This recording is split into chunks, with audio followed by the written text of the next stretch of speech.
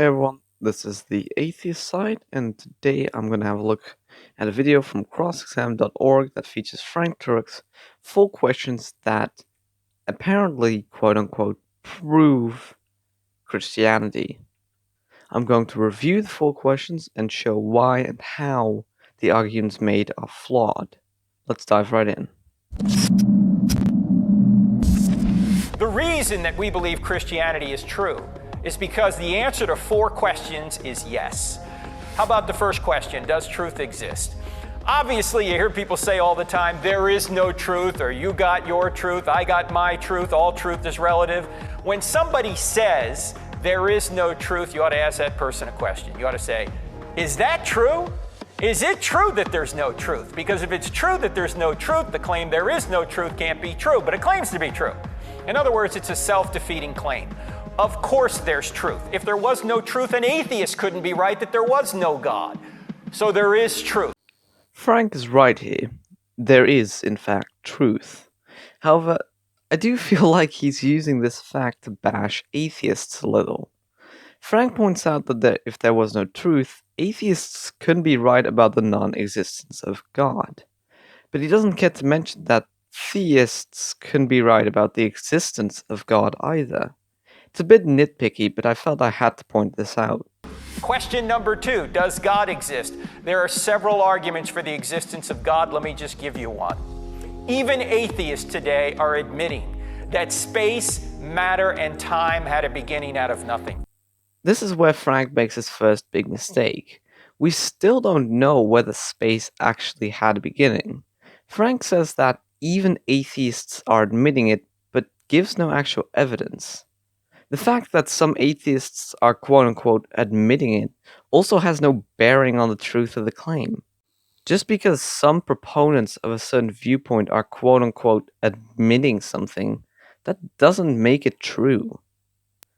I think Frank is making the assumption that the Big Bang, more specifically the singularity part of it, is claimed to be proof that space had a beginning. This is a massive misrepresentation, however, as the singularity isn't claimed to be the beginning, simply the point beyond which we can no longer look further back. Well, think about this, friends. If space, matter, and time had a beginning out of nothing, whatever created space, matter, and time can't be made of space, matter, and time. Now, when you think about a spaceless, timeless, immaterial, powerful, personal, intelligent cause, who do you think of? God. Yes, with those characteristics, you would certainly think of God, but why does it need to be intelligent and why does it need to be personal? It doesn't need those qualities. Something doesn't need to be personal and intelligent to cause something else. The cells in your heart aren't intelligent. I mean, they might be personal, but they are not intelligent, and yet they still make your heart beat. Something doesn't need to be personal or intelligent to cause something else. Now, we don't know it's the Christian God at this point, but we know it's a theistic God, a being who's beyond the world, who created the world. The third question is, are miracles possible? Obviously, Christianity can't be true if miracles are not possible. But the greatest miracle in the Bible has already occurred, and we have scientific evidence for it. What's that? I just mentioned it. The creation of the universe out of nothing. Frank again claims that we know for a fact that the universe came out of nothing. As I addressed with some of my previous points, this is false. The fact that we're here is a miracle for sure, just not in the way Frank means it. It's a miracle because of the sheer unlikelihood of life, galaxy, planets, etc. Not because it was done by God. If Genesis 1:1 is true, every other verse in the Bible is at least possible.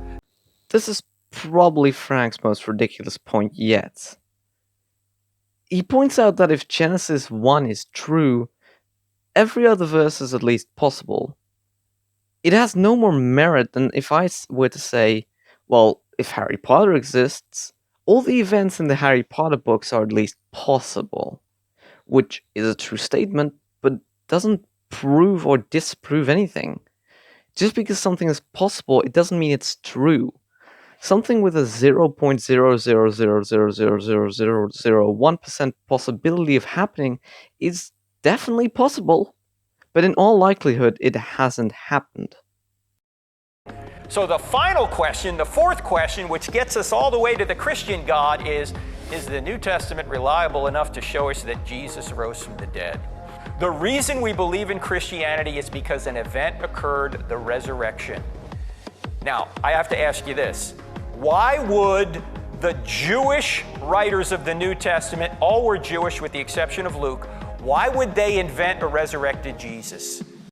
Frank asks why the Jewish authors of the New Testament would invent a resurrection, which is like asking why a prosecutor that would get paid more if he manages to get a guilty verdict would lie to get that guilty verdict. As far as we know, the Jewish authors might have wanted power, they might have wanted popularity, or they might have simply wanted to invent a new part to a religion they deemed outdated or ineffective. They had no motive to invent a resurrected Jesus.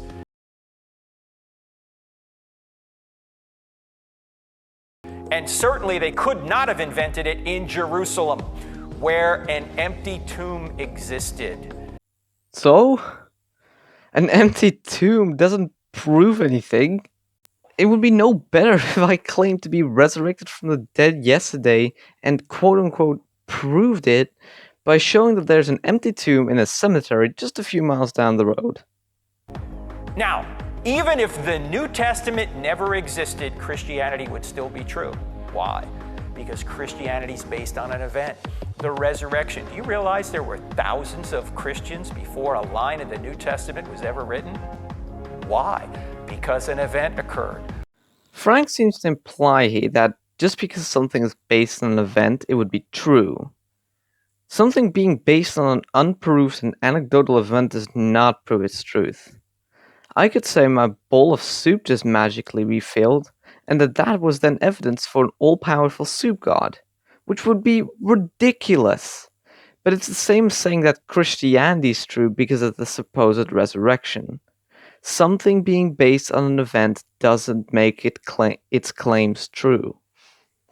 Those thousands of Christians Frank mentions that believed before the New Testament also did not believe because an event occurred. They believed because they were likely slaves or poor farmers and they wanted the comfort of a better life after death.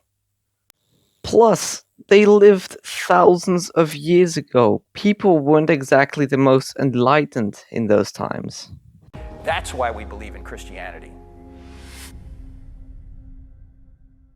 I also just want to point out the book title featured at the end is ridiculous. Yes, that line, "I don't have enough faith to be an atheist," is a book Frank co-authored. But atheism doesn't require faith. On the contrary, atheism is the lack of faith. But I might just make a full video on that in the future.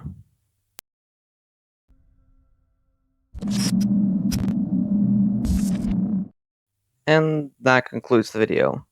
I've been the Atheist Side, thank you for watching, I hope you enjoyed it, and I hope it's now clear why Frank's arguments for Christianity fail. I'll see you all next time.